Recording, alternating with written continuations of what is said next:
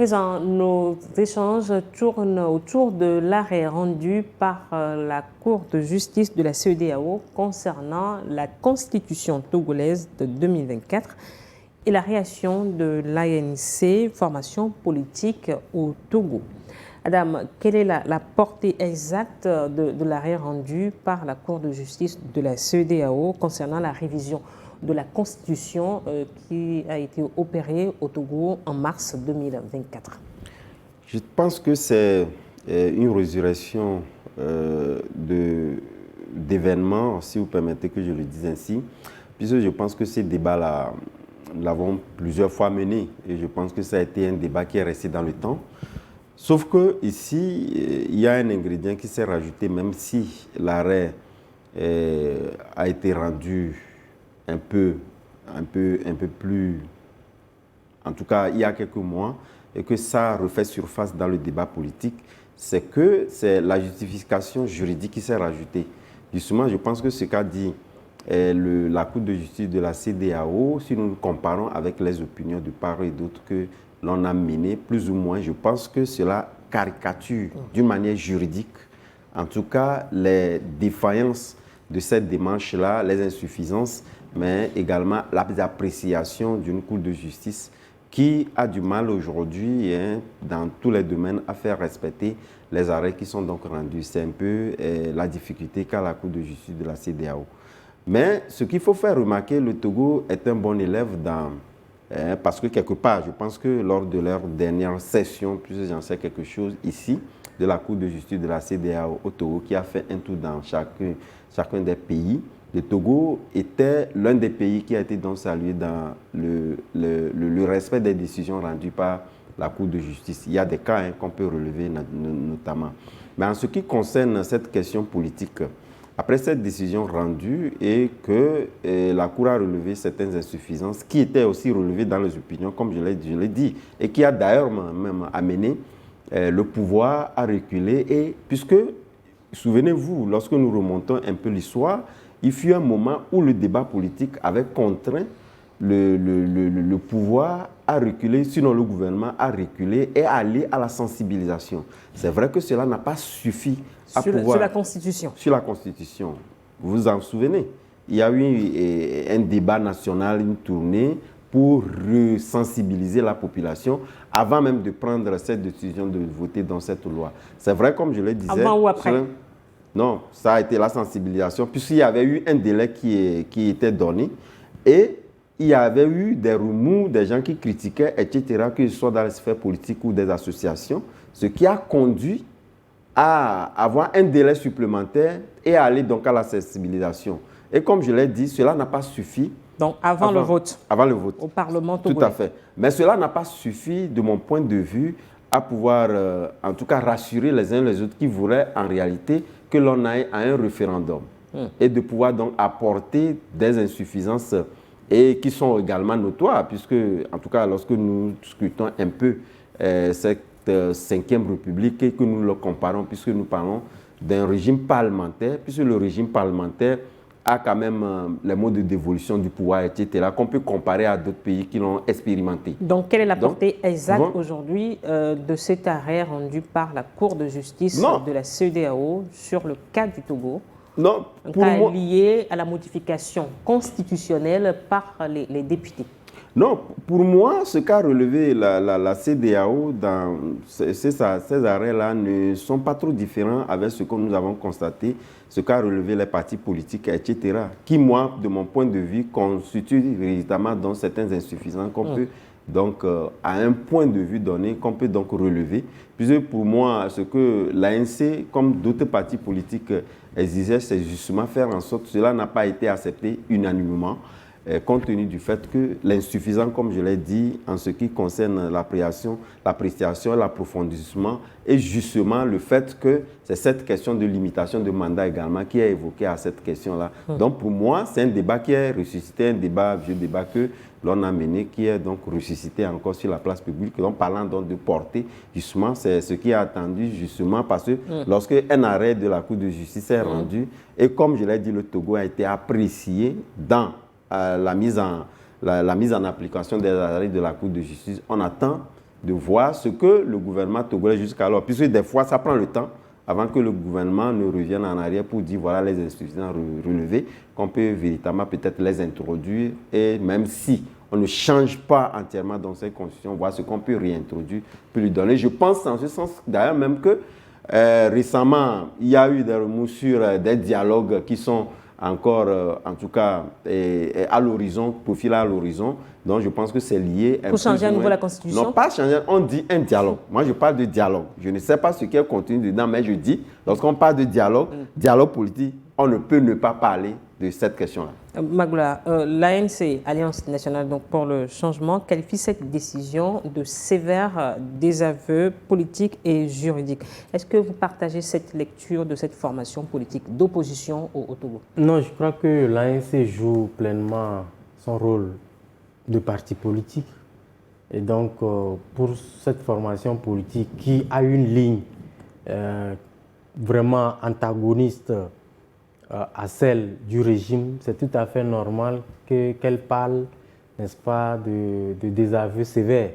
Maintenant, moi, en tant que journaliste, en tant que citoyen, moi, je n'avais pas forcément besoin de cet avis, n'est-ce pas, de la Cour de justice de la CEDEAO pour dire que ce projet constitutionnel qui table la 5e République au Togo est un accouchement assez difficile. C'est-à-dire que nous tous, on a vu... Ou par césarienne? Par césarienne, si vous voulez. Parce que on a tous vu comment le projet a germé et comment il a été mené de bout en bout. Et je peux vous assurer que ce projet n'a pas été le fruit d'une adhésion populaire. Ce débat, on l'avait longtemps fait. Et je crois savoir même que le président du Conseil, dans l'une de ses récentes sorties, l'avait avoué à demi-mot, en disant clairement lors de son adresse à la nation, si je ne me trompe pas, ou alors c'est devant le Congrès, que oui, il comprend que pour beaucoup de Togolais, ils auraient pu agir autrement, faire en sorte que ce projet est l'adhésion populaire, mais il peut les rassurer que non, c'est un projet... Vous êtes en train de paraphraser? Je suis en train de le paraphraser pour rassurer, n'est-ce pas, l'opinion nationale que c'est un bon projet, même s'il n'y a pas une adhésion populaire autour, qu'il rassure les Togolais que c'est pour l'intérêt général de la nation qu'ils sont obligés de le faire. Mais qu'à cela ne tienne, moi je peux vous assurer que le Togo a suffisamment fait ses preuves en tant que mauvais élève en matière de respect des droits de l'homme, parce que ce n'est pas la première fois que le Togo a été épinglé par la Cour de justice de la CEDEAO. Et ça me fait plus mal en tant que Togolais de savoir que la légende raconte que la CEDEAO est le fruit justement des efforts de deux chefs d'État de la sous-région, notamment le général Eyadema du Togo et le général Gowon, Aboubakar Gowon du Nigeria. Et qu'aujourd'hui on dise que disons, les pères fondateurs. Les pères fondateurs de ce produit-là sont ceux-là même qui torturent le plus l'enfant qu'ils ont mis au monde. Je me pose des questions. Et aujourd'hui, c'est vrai que vous comprendrez aisément à travers la démarche du régime de Lomé que nous, pour ce qui est de l'intérêt de notre régime, pour ce qui est de la conservation du pouvoir, on peut bon nous taxer de mauvais élèves en matière de respect des droits de l'homme, mais advienne que pourra. Peut-être on va payer les dommages, intérêts et tout ça, mais nous on reste focalisé sur notre ligne. Mais quand ça est comme ça, je me dis l'image du pays. Parce que quand vous voyez un peu, au plan diplomatique, le Togo essaie... Donc pour vous, Magloire, c'est la posture que prend le pouvoir de Lomé? Bien sûr, c'est-à-dire que nous, on pense que c'est comme ça que nous allons agir. Advienne que pourra, c'est-à-dire que peu importe les récriminations que ça allait susciter au plan national et à l'international, et même ça peut susciter des condamnations comme celle de la Cour de justice de la CEDEAO, du moment où nous, on s'inscrit dans une certaine dynamique, ça ne nous dérangera pas. À défaut, on peut payer des amendes, des dommages, mais la réalité, c'est qu'on reste focus sur ce que nous voulons. Et je peux le dire ainsi que c'est vraiment la posture du régime de Lomé. Mais franchement, ça ne fait pas du bien à l'image du pays parce que Vous ne pouvez pas, par exemple, au jour d'aujourd'hui, le président du Conseil est quand même le doyen de la sous-région et que son pays... Doyen en termes de quoi? Le doyen des dirigeants, n'est-ce pas? Même quand on parle des premiers ministres, il est le doyen. Quand on parle de celui-là qui détient les manettes d'un pays, il est encore le doyen. Et ça, vous n'allez pas me démentir. Mais quand le pays du doyen se fait taper dessus tout le temps comme ça, parce que vous ne respectez pas les droits humains, même un simple individu arrive à porter réserve ou à faire apporter, disons, une affaire devant la Cour de justice de la CEDEAO contre l'État togolais, je peux vous assurer que l'individu même arrive à gagner vraiment cette bataille. Donc, ce n'est pas une fois, ce n'est pas deux fois, ça commence pas à faire de trop et ce n'est pas bon pour l'image du pays. C'est pourquoi vous qualifiez le Togo de mauvais élève Absolument. quand il s'agit des arrêts du Parlement de la CEDEAO. Alors, Louis, pourquoi cette réaction de l'ANC maintenant, alors que l'arrêt a été rendu depuis le début de l'année? Non, juste parce que l'ANC est une formation politique qui rassemble des intellectuels, des gens qui fouillent, des gens qui fument, des gens qui travaillent tout le temps pour justement faire un travail politique digne de ce nom, des gens qui veulent éduquer, comme se doit les citoyens, les gens qui se mettent dans la posture des veilleurs de conscience. Parce que c'est l'analyse que vous faites. C'est l'analyse que je fais, et parce que c'est un arrêt qui a été rendu depuis janvier 2026, et c'est seulement en ce moment-là que l'ANC publie le communiqué. C'est pour justement relancer ce débat en cette période-là où on a tendance que des tractations sont faites pour justement revenir sur cette nouvelle constitution-là. Donc c'est pour vous dire qu'à un moment donné, l'ANC a combattu, comme cela du doigt, ce texte constitutionnel-là, et qu'aujourd'hui, les faits lui donnent raison. Donc, c'est à peu près ça, parce qu'au Togo, on a à peu près 111 partis politiques. Mais il n'y a qu'un ou deux qui travaillent. Les autres n'ont pas un programme de société. Il y a certains partis politiques qui ont pour programme de société... Les élections, et par moment, leurs frères opposants. Parce que souvent, quand on les invite, c'est au lieu de dérouler sur un programme, au lieu de dérouler, bien de parler de ce qu'ils doivent faire pour que les choses changent. On les invite dans les débats. Ils s'attaquent en fait à leurs frères. Donc je crois que l'ANC n'est pas dans cette posture. L'ANC sait ce qui combat. Il maîtrise bien son combat. Donc son combat aujourd'hui, c'est d'arriver à éclairer au quotidien les Togolais pour qu'ils savent le danger qui les guette. C'est en cela que le parti est revenu sur cet arrêté-là, qui a été divulgué il y a de cela 6 mois. Cet arrêt est non un arrêté. Bon, cet arrêt, donc voilà. De la Cour de justice de la CEDEAO. Et l'ANC considère que c'est un sévère désaveu pour Lomé. Est-ce que vous faites la même lecture? Bien sûr que je fais la même lecture, parce que ce que défendait l'ANC, et c'est ce que défendaient également les juristes et les légalistes, en fait, ceux qui se mettent dans la posture du respect des textes constitutionnels. Parce qu'en réalité, ce qu'on a souvent reproché à ce changement constitutionnel-là, c'est le timing choisi. C'est-à-dire que les entités qui ont opéré ce changement constitutionnel, on nous dit que ce sont des députés qui géraient l'intérim, c'est-à-dire qui géraient... Les députés en fin de mandat. En fin de mandat, qui évacuaient les affaires courantes. Et quand vous prenez l'article 144 de l'ancienne constitution, c'est-à-dire que la constitution de 1992, en vigueur à cette époque-là, on vous dit qu'il n'y a aucune procédure de révision ne peut être engagée ou poursuivie en période d'intérim. Mais pourtant, nos députés qui étaient en fin de mandat ont procédé à cette constitution, ont procédé au changement constitutionnel. Ils ont à un moment donné sodomisé la constitution. C'est de ça qu'il est question. Et quand vous voyez que la constitution, la modification en fait, a été faite en plein processus électoral. Je rappelle que le changement constitutionnel a été fait en pleine campagne pour les élections législatives et régionales. Mais quand vous prenez le protocole additionnel de la CEDEAO, on vous interdit de toucher en fait au texte constitutionnel à 6 mois d'une élection. Un protocole auquel le pays a ratifié. Voilà. Donc le Togo a violé tout ça, au vieux et au sud de tout le monde. C'est pour ça que les gens parlent d'un coup d'État constitutionnel. Et aujourd'hui, et à l'époque, l'ANC faisait partie de ces formations politiques-là qui revenaient avec insistance sur le sujet. Et aujourd'hui, les faits lui donnent raison.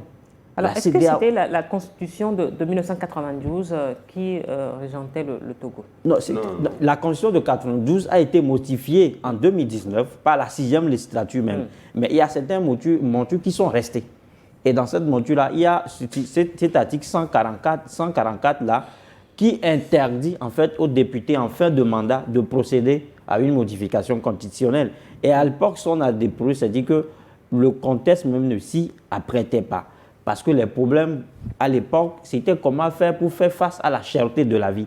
Comment faire pour que les Togolais s'élèvent au centre de la dignité humaine. Et quand vous gouvernez un pays et que vous n'êtes pas en conformité avec les réalités, je pense qu'on ne peut jamais évoluer. Donc aujourd'hui, les faits donnent raison à l'INSEE, pas seulement à l'INSEE, parce qu'à l'époque, il y avait les prélats également qui ont interpellé le gouvernement sur ce changement constitutionnel-là. La conférence des évêques du Togo s'était farouchement opposée à ce changement constitutionnel en parlant de la culture du mensonge à l'époque. Donc aujourd'hui, la CEDEAO, la Cour de justice de la CEDEAO est en train de donner raison à tout ce monde-là et confirme la thèse selon laquelle c'est une constitution qui aujourd'hui est en train, en fait, que le Togo a adoptée, mais qui constitue pour nous en fait un fardeau. Parce que j'ai dit tout à l'heure dans ma prise de parole que des tractations seraient en train de faire pour revenir sur cette constitution même. Donc ça veut dire que le pays n'avance pas, on est bloqué institutionnellement et que les pieds et mains sont en train d'être faits pour que les choses reviennent à la normale. Alors, Adam, selon les détracteurs du pouvoir, ce changement de constitution permet, je cite, une confiscation du pouvoir en instaurant un régime parlementaire. Alors, quels étaient les arguments de Lomé pour justifier cette transition institutionnelle? Non, le principal argument, c'est la cherté des élections. Et la cherté des élections, et lorsque vous le calculez, aujourd'hui, je pense que plusieurs sont ces pays-là qui partagent en tout cas cette opinion du Togo. Ce qui, plus ou moins, en tout cas, n'était pas, en tout cas, de mon avis, lorsque vous voyez, vous l'avez cité tantôt en parlant des partis politiques, etc., en fait, le changement en lui-même en tant que tel, comme le choix politique, à fond, lorsque vous discutez avec les uns les autres, ce n'est pas en tout cas l'idée qui est contestée en réalité, c'est la manière dont ça a été donc introduit. Ça a été introduit d'abord par Don de Força avec tout le débat. Aujourd'hui, nous avons une instance juridique. C'est une question de forme et de fond. Voilà, une instance juridique qui donne, en tout cas, l'aperçue juridique à la chose. Donc ça voudrait dire ça a une valeur aujourd'hui juridique, parlant donc de la violation de la charte africaine de la démocratie, des élections que lui venait de dire, puisque cette charte-là laisse présager qu'à quelques jours des élections, il n'est pas conseillé de pouvoir donc aller à des modifications donc constitutionnelles. On est arrivé à ça et vous avez la Cour de justice de la CEDEAO a également relevé cette approche-là. Mais alors, également la mandature des députés également a été évoquée. Je pense que c'était des choses qui étaient donc sur le champ politique ici à l'interne. Mais ce qu'il faut faire relever, comme je l'ai dit, effectivement, parce qu'il y a certains pays également qui veulent plus ou moins copier l'idée du Togo, sauf que chez nous, ça a été mal introduit. Voilà pourquoi il n'est pas accepté. C'est vrai que les élections... Comme quel pays? Non, il y a... Vous avez des exemples? Ouais, bon, il y a des exemples que je n'ai pas sous la main tout à l'heure, mais je sais qu'il y a certains pays qui ont évoqué le fait quand même que la cherté... On peut donc douter de vos exemples? Non, c'est que, bon, si au fou, je le dirais, parce que quelque part, tout le monde... Oui, la cherté des élections... Des élections à scrutin... Tu vas l'énoncer facilement. Non, c'est pas ça. Alors que des élections ont été organisées après donc, cette modification constitutionnelle. Oui, nous parlons des élections... Quel scrutin on parle finalement? Non, nous parlons parce que lorsque nous prenons les élections à suffrage universel, comme dans le régime dans lequel nous étions par le passé, nous organisons d'abord les élections présidentielles, mais ici, on économise déjà les élections présidentielles à suffrage unique, puisqu'on les organise, on va organiser les législatives, après on organise déjà les élections locales, etc.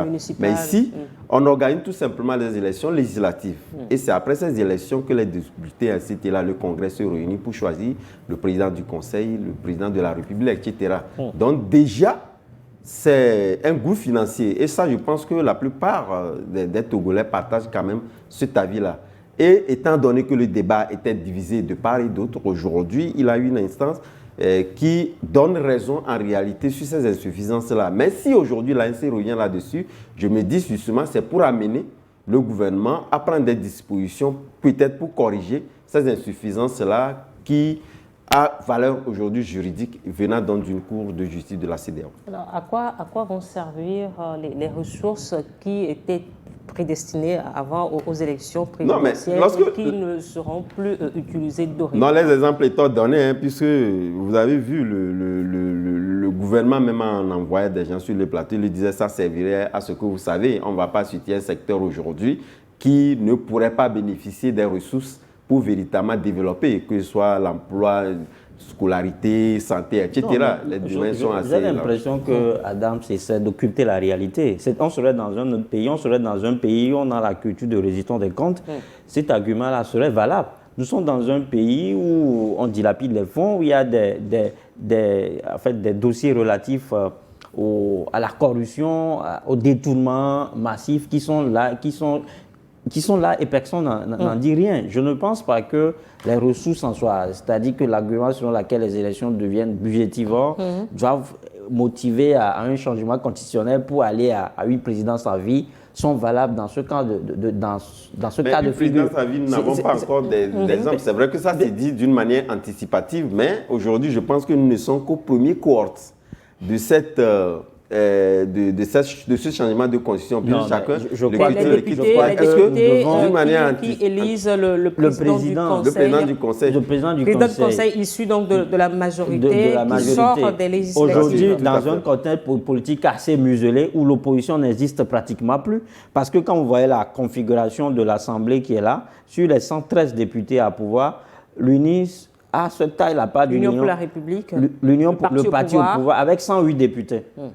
Et sur les 5 postes qui restent au pouvoir, il y a 2 partis politiques de l'opposition qui ont boycotté. Oui, ça déjà donné. Non, l'objectif. L'Union, le parti en soi, le boulevard devant lui. Non, mais bien sûr, c'est pour cette législature. Il a son président. C'est pour cette législature. Jusqu'à l'éternité. Non, c'est pour cette législature. Ça, on connaît. Déjà, il y a le président du conseil qui vient du parti majoritaire, etc., le président de la République. Pour moi, nous parlons de l'avenir en réalité. C'est-à-dire que l'objectif caché derrière cette modification, c'était juste baliser la voie à une présidence à vie. Donc, et museler les différents partis. Magloire, s'il vous plaît, face à ce que l'ANC qualifie de camouflet juridique, quels sont les moyens d'action légaux dont dispose aujourd'hui le parti de Jean-Pierre Fabre pour faire plier le pouvoir en place? Peut-être le moyen le plus réglementaire, c'est la mobilisation populaire, c'est-à-dire que organiser des meetings politiques, appeler ces manifestants peut-être à exprimer leur ras-le-bol parce que c'est constitutionnel. Si un parti politique estime qu'il y a quelque chose d'anticonstitutionnel qui se fait dans le pays, c'est de bonne loi que ce parti appelle ses militants à descendre dans la rue pour manifester leur ras-le-bol. C'est réglementé, c'est rien de méchant ni anticonstitutionnel. Je crois que aujourd'hui, c'est l'arme, disons, dont dispose l'ANC. La seule arme? La seule arme. Sinon, qu'est-ce qu'il faut faire? Ce qu'il peut faire, c'est d'éveiller les consciences, c'est-à-dire que faire sortir ce genre de documents pour faire de la sensibilisation, de la pédagogie, parce que moi, en réalité, vous savez, le travail que l'ANC fait, je m'en voudrais si je n'apprécie pas ça, je suis valeur ce travail.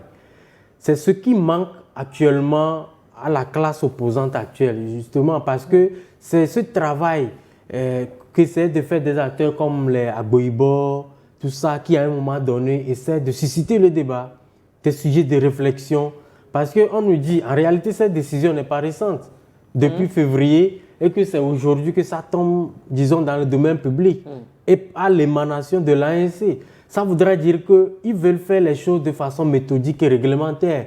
Maintenant, à part éveiller les consciences, ce qu'ils peuvent faire en tant que parti politique, c'est d'organiser des meetings politiques. Heureusement, jusqu'à un passé récent, c'était très verrouillé où les partis politiques, même si ce n'est pas statué quelque part, n'avaient pas cette capacité ou cette possibilité d'organiser des meetings politiques. Mais tout récemment, fort heureusement, le pouvoir a levé un peu là, mais j'espère que ça va être continuel. J'espère que ça va être continuel parce que en l'état actuel, l'écosystème politique togolais est mort carrément. Et ça n'arrête pas le pouvoir même parce que le président du conseil, donc, même la dernière fois... l'écosystème politique il est mort au Togo, alors que mais les acteurs comme non, les acteurs sont l'ANC, vivants, mais l'écosystème politique est dont mort. vous parlez font L'ANC déjà, se débat des comme actes. il peut. Ça réduit au néant. L'ANC fait de son mieux. Moi, je peux vous l'assurer, Dans un Madame écosystème Adjamabo. mort. Oui, la réalité, c'est quoi? On parlait tantôt de la configuration actuelle de l'Assemblée nationale. 108 contre combien? 3 au lieu de 5. 2 ayant démissionné. Quand vous allez maintenant, même au niveau des municipalités, tout ça, la configuration, elle est pareille. Et c'est dans ça on parle de régime parlementaire. Alors Voilà. que dans un régime parlementaire, l'accent est beaucoup mis sur des débats contradictoires. Voilà. Vous faites partie d'une le président du conseil l'a même rappelé l'autre fois faire des qu'il débats contradictoires. Le pays a besoin d'une opposition qui apporte de la plus-value au débat politique. Mais quand, à part les discours, vous posez des actes qui soient contraires à ce que vous dites, c'est que il n'y a pas de logique là-dedans. Est-ce que l'opposition peut espérer un changement? Bien sûr que l'opposition peut espérer un changement, parce que tel que je l'ai dit tout à l'heure, qu'il y a des tractations qui sont faites pour qu'on revienne justement sur cette condition. Parce que quand vous voyez, les autres pays sont dans le Bienvenue de la respect. régie, elle est ferme et elle nous demande d'arrêter les débats parce que nous sommes pris par le temps. Pour vous dire que l'opposition a les chances de parvenir à sa politique, mais il faut que la CEDEAO aussi joue un jeu franc. Parce que la CEDEAO sait que le Togo est champion dans la violation des tests, mais cette CEDEAO, c'est elle qui est allée justement confier la présidence des députés parlementaires à un pays comme le Togo. C'est-à-dire que quand vous avez un membre qui ne respecte pas les tests, qui ne vous respecte pas, vous devez à un moment donné le sanctionner. Même si on nous dit que cette présidence-là a une plate tournante, quand c'est tombé sur le Togo, on doit d'une manière ou d'une autre le sanctionner de la sorte. Votre mot de la fin, Adam? Non, je crois que le débat qui est en train d'être dévié sur, en tout cas, la présidence tournante de la CEDEAO n'est pas la bienvenue. Tout à fait, parce que si nous faisons un rapprochement avec ce qui s'est passé, il vous en souvient que le Mali avait eu ce problème avec les autres pays parlant donc du Sahel et s'est retiré de cette coalition-là. Et on ne peut pas, parce que le pays, quand même, c'est pourquoi. Dans d'autres, on parlait du Burkina tantôt, on disait voilà la souveraineté, etc. Mais on parle du Togo et on nous fait croire que réellement, donc, on doit sanctionner le Togo. Le Togo a ses choix politiques qu'il faut donc respecter. Adam Adronou, si journaliste, légitime, analyste politique. Louis Kamako, journaliste, analyste politique. Magloire Teko Kanvi, directeur de publication du journal Flambeau des démocrates. Merci à vous trois d'être passés sur ce plateau. Merci également à vous qui êtes restés à notre compagnie. À très bientôt sur votre chaîne.